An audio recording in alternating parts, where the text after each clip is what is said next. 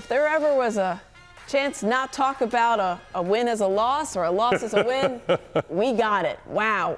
The Sixers get the win. It took overtime, and it was very terrifying there at the end, but they got it done. As we welcome you here to Sixers Postgame Live, brought to you by Cure Auto Insurance, Amy Fiddle, Jim Lynam, and Mark Jackson. And Jim, I mean, sometimes a win feels like a loss, and that one might be that case right there. Yeah, bottom line, Aim, the Sixers were very fortunate. I think they'll be the first ones to admit. They just made so many mistakes going down the stretch of that game, turnover after turnover. And they were lucky, really, that the Lakers were not quite able to capitalize. Missed 2 big free throws late. Yeah, the Lakers scored 17 points in the last minute and a half. Thankfully, it wasn't 18. Anthony Davis missed his free throw, one of his free throws, and we saw Austin Reeves miss one of his 3 free throws. Just the execution, so poor down the stretch. They gave this one almost right back to the Lakers. They did. They handed it to them on a silver platter.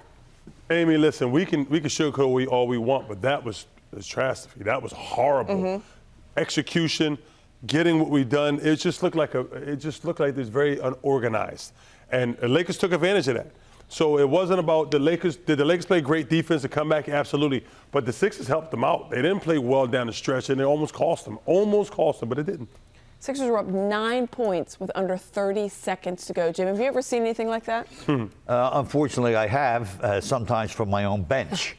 But yeah, as Mark said, you can't be careless, Aim, in those situations. And what happens on some occasions, I think pointed it out very accurately.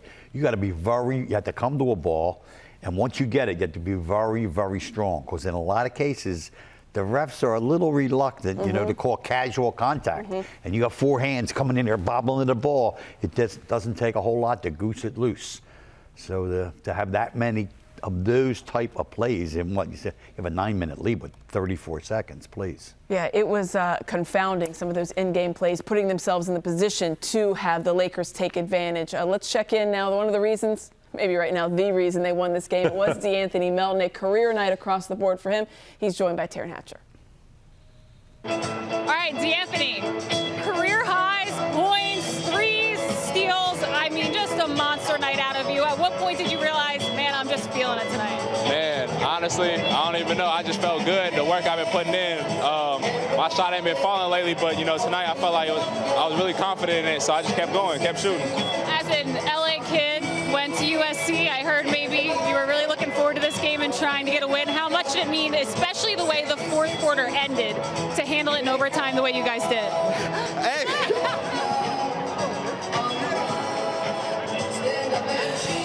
It's not exactly a champagne shower, but a victory shower. I'll take a champagne shower too, but we gotta wait for that. But I mean, this is huge for us. This season we've been trying to close out games better. So to close it out in overtime how we did, in a manner that we did, it's important for us. And finally, this kicks off a long homestand for you guys. How much was this one important to you to set a tone for playing in front of this crowd here in South Philadelphia? This is huge. We feel like we owe our crowd, some wins, especially the way we've been losing sometimes. But we're gonna come out here and keep playing hard and keep playing together. Anthony, congratulations and thank you. Thank you. Career high from 33 points. He had a career high halfway through the fourth quarter in this one. He had 16 points in the third alone, steals, 3-pointers. They call him Mr. Do Something, Mark Jackson, and he did it. He did everything and then some. Without him, they do not win this game. Absolutely, Amy. I remember when the trade was originally done early in the season and in the summer, and people was DMing like, who is this guy? And I said, he's somebody who helped Memphis go on a run when John Morant was out. This guy, nobody heard of him before we got him, and now they see what he's capable of. He's capable of doing whatever he wants and helping the team win. You need defense, he got it. You need a rebound, he's like 6'2". He can get it. You need some buckets, some nights, I can give it to you. This guy's been all as advertised. Yeah, he's been that and then some, and they needed it because they almost blew this game. I mean, let's face it, a couple of missed free throws, and it is a complete meltdown, and the Lakers' comeback was complete. Let's check out the end of game here. It is our Colonial Nissan game changer because it did change the outcome of this game. We would not even be thinking about overtime when you're up 16 with 4 minutes to go. So a 10-point game, Jim, and then there's a turnovers, just confounding. Yeah, and you see what happens, Aim, as often is the case. The other team goes the other way. You don't get a chance to set your defense. 8-point game here. Another bad turnover. That's an errant pass. I mean, I don't know why you're trying to go all the way across Oh, especially if LeBron James is anywhere And the same near thing. it. Yep. Drive the length of the court, get a layup, get a foul. So that's why those turnovers are like so critical. Look at that. This is out of a timeout. How that wasn't a foul, though? It probably was, Mark. It hit you all Why so are you bad putting a little yourself in bit. that But you see position? it so Absolutely. often, Mark, they don't call it, you know. Yeah, that's Jim's point as far as the Yep. ticky-tack, and then they're trying to save the ball, and then it was. You're watching this and you're thinking, no. Wow, two-point game. 2-point game at that point after the Reeves 3. And Melton only makes one of his free throws. I mean, I'm not going to fault him, obviously, but I mean, Mark, what are you thinking when you're watching this lead just absolutely evaporate? I can't believe it. I can't believe it. Like these plays, this foul, the 9X shooting guys that getting the ball, like this foul was, oh, wow. Like, Were they trying to take a foul, do you think? I think they were. floor. I think it was deliberate on the floor, but that you got to know, like, it's too late once he get that shooting motion. I mean, that's classic. If you see a guy coming at you, you're going to, of course, try to put it up so you can get the call. So he missed the third. Obviously, I don't think he definitely didn't intend to miss the third. They weren't organized here. They wanted to inbound the ball to Joel, your biggest target. That should have been and that could have been easily an and one.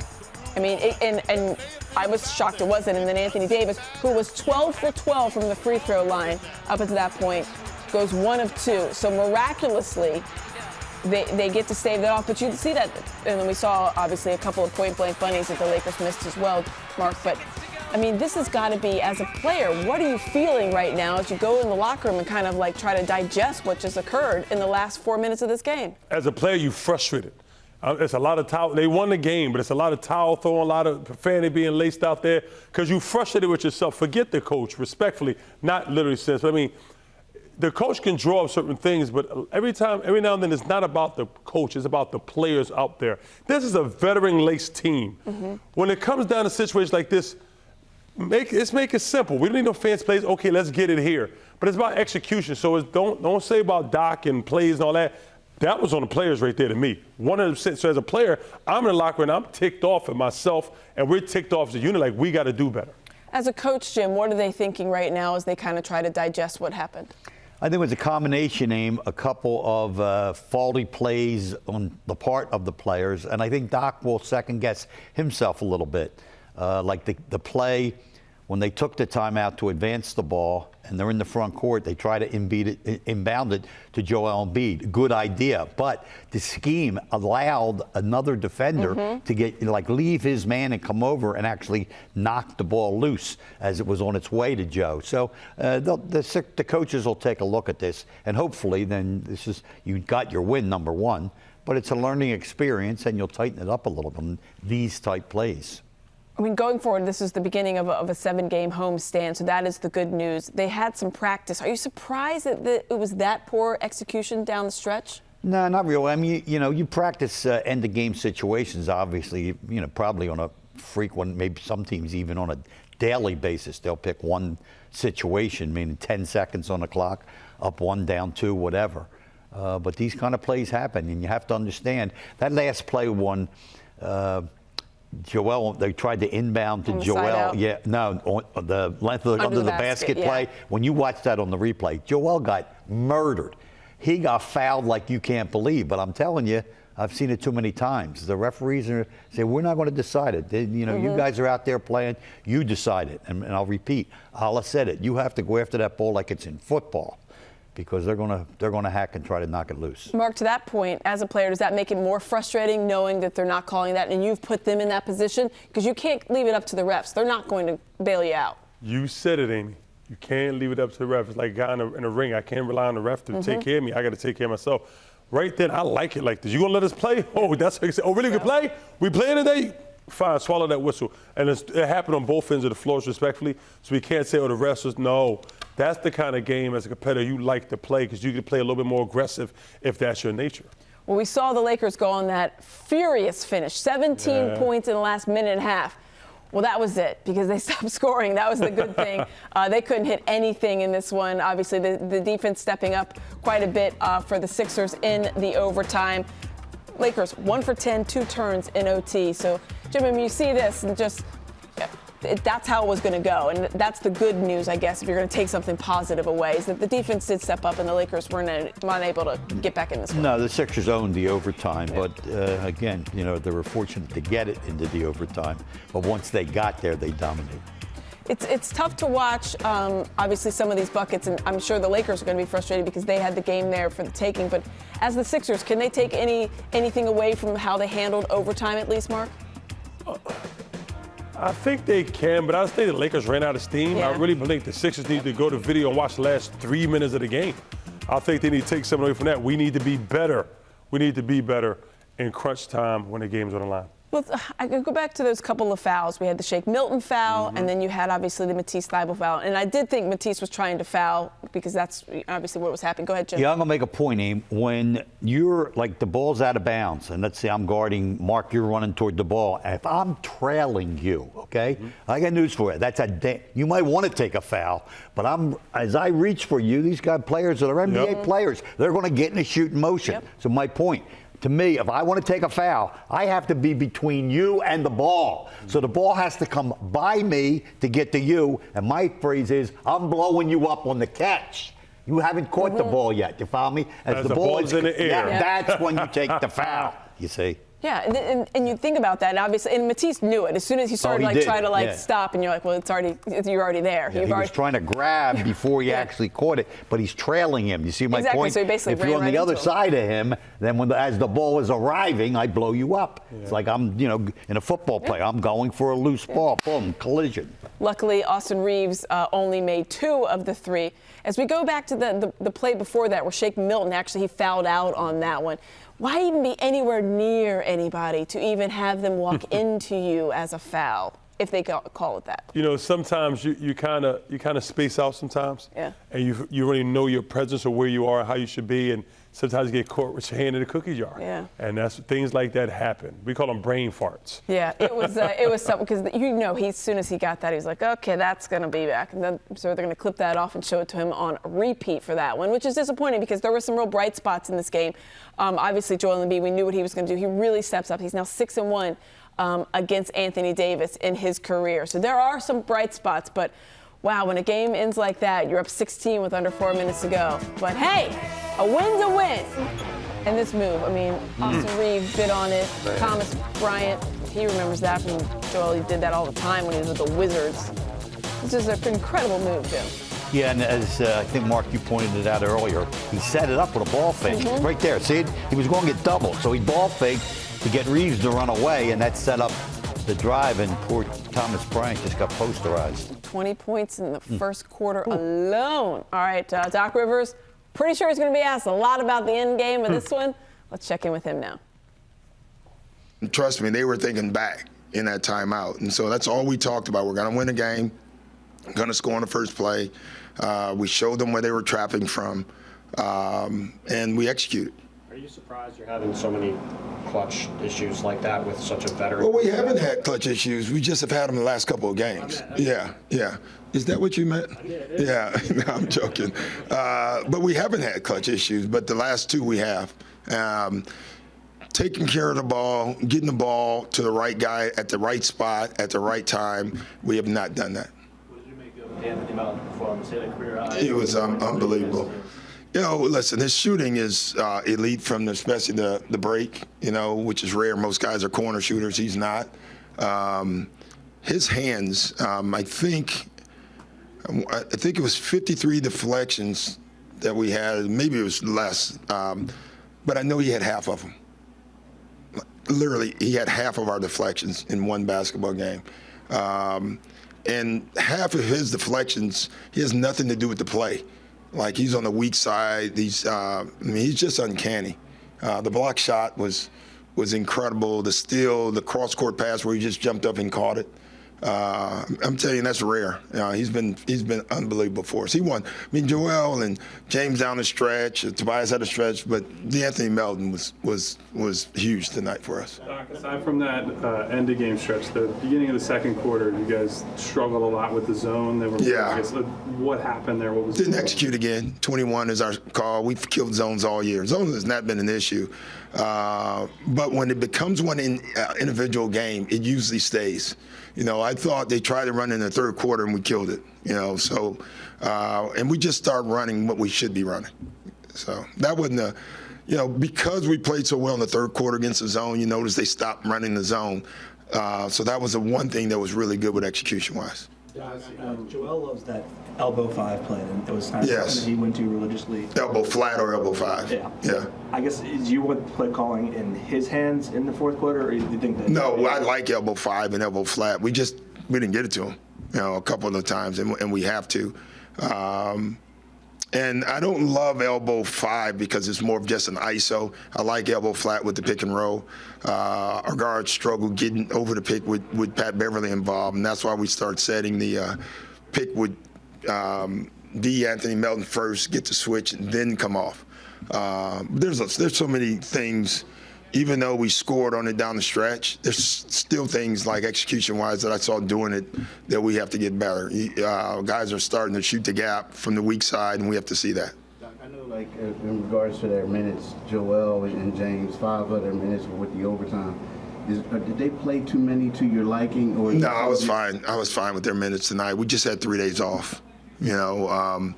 Got a day off tomorrow. We knew that going into the game that if it was going to be a high-minute game, we could have one of those games right now. If it had been one of those stretches where it was every other game, that you go on, they wouldn't have played minutes like that. Last couple of questions. The other night in Houston, you said before the game you were kind of on a lot of James' minutes because he's a little older. Are you concerned? No, it's too early. I'm not that concerned. And again, the 3 days of rest, we didn't do much in these 3 days. I mean, the second day we literally watched film, so that's 2 days off in a row. Yesterday didn't go very hard because we don't have enough guys to do anything in practice. So we felt pretty good about heavy minutes tonight. Last question. That Joe scored 20 in the first quarter. Just what allowed him to have the start to the game that he had? Honestly, I hate to say it, we ran a bunch of elbow 5s, elbow flats early because we wanted him to get involved in the game early. There's been times of late where it feels like he tries to ease himself in, and so one of our things going into the game, we're getting Joel involved early in this game, and then let's win it from there. He was fantastic too, so that was good. Thanks, guys. Thanks, Coach. All right, so you heard a couple of terms, so I had these guys break it down a little bit, what he called the elbow flat, the elbow 5, how they put Joel in that position. Mark, tell us what Doc's saying there. Just the different positions where he can catch the ball on the court. At the elbow. At the elbow, but what the thing is, he can run action out of that. And other guys cutting the other guys in certain points, and that's what he meant by that. So this is sometimes obviously dealing with the ball screen. You're talking about some of these things. So what does that do for Joel, and how does that free him up, Jimmy? Well, number one, he's a threat to make a jump shot there. Mm-hmm. For him, essentially, it's a foul shot, and he's a great shooter from that area of the floor. So immediately, it puts pressure on the defense. Secondly, it's virtually impossible to keep him from catching it there. He kind of puts an arm on you, and it's almost like posting up. Mm-hmm. So he catches it whenever he wants.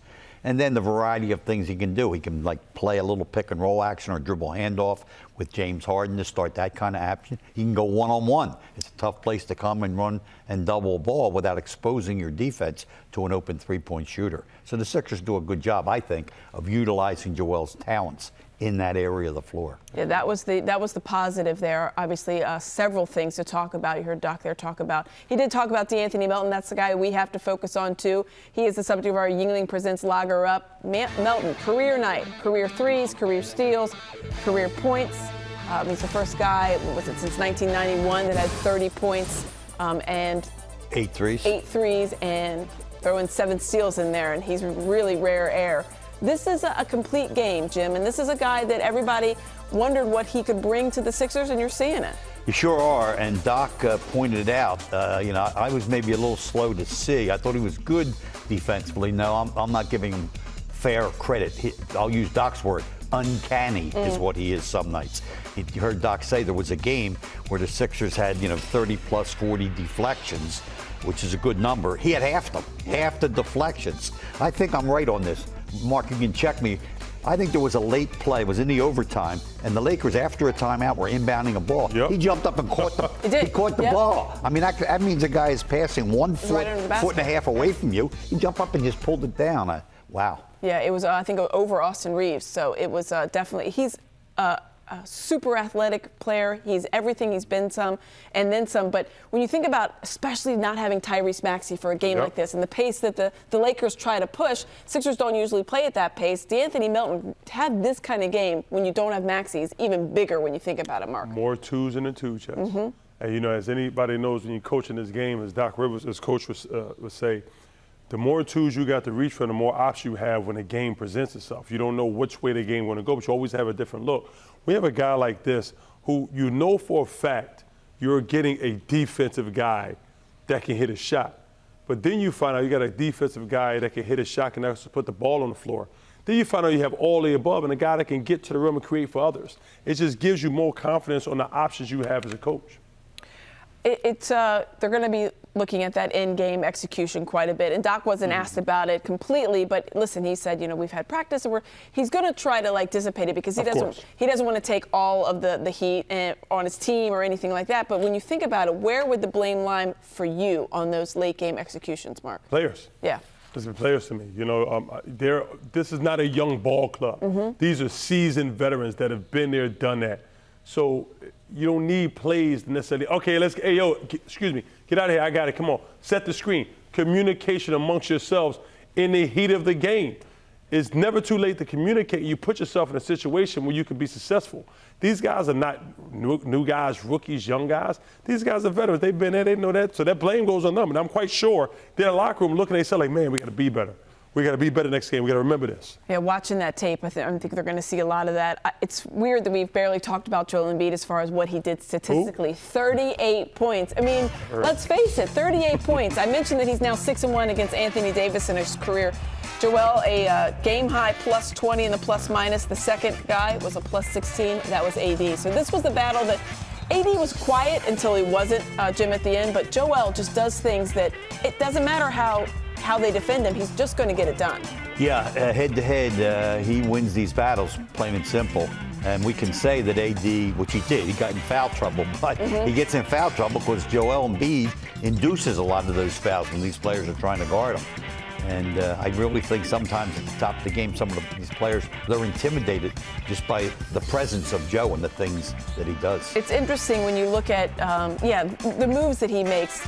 We're always amazed that he does. We're not, I shouldn't say amazed because we get to watch it all the time, but how amazing is it when you see, that's a little chicken wing there, the stuff he's able to do? Yeah, I mean, look at this against the double team. You know, I say a lot of times I call it a hockey assist. When he draws two players, he kicks it out. That player might not get a shot, but if he passes it, it's a wide open shot. And Joel gets a lot of those. And here's these guys are both statistical anomalies when it comes to free throws. These are big men that shoot the free throw very, very well. You see, obviously Davis missed one there, but when you look at the tail of the tape here, is this an even matchup for you, Mark? It is to me. It is. You know, both these guys have very similar skills. One thing for me is I'm believe I'd say this. Listen to me. I think Joel's a little bit more durable. I believe Joel's a little bit more durable. I agree. I know y'all looking at me like, what did you say? You heard me. I ain't talking about 3-4 years ago. I'm talking about now. I think Joel's a little bit more durable. Another thing, we spoke about it during the fourth quarter hit. I think Joel has a little bit more killer in him. I think he's a little bit more dog, respectfully. That don't mean Anthony is not a great player. He's a Hall of Famer. But I think Joel has a little bit more dog in him. Yeah, you can see that in them. I think it sometimes just means more to Joel Embiid. Not to say it doesn't mean anything to Anthony Davis. I don't want him to be taken like that. But Joel just has that. Anytime it's a big marquee matchup, anytime it's a big player he's going against, he just raises it to that next level. It is. He does make it personal really good way.